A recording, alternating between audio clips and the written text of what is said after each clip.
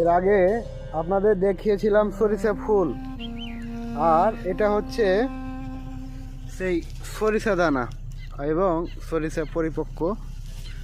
এটাই আরও পাকবে, পাকার পরে এই সরিষা থেকেই পরিপূর্ণ সরিষার খাঁটি সরিষার তেল।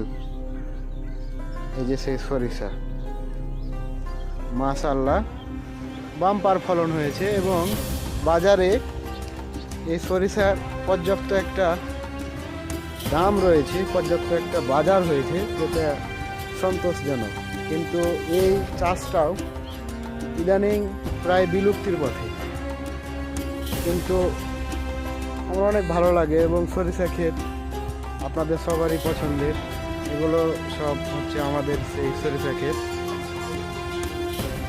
এই যে তো মাশাআল্লাহ খুব বাম্পার ফলন হয়েছে এবং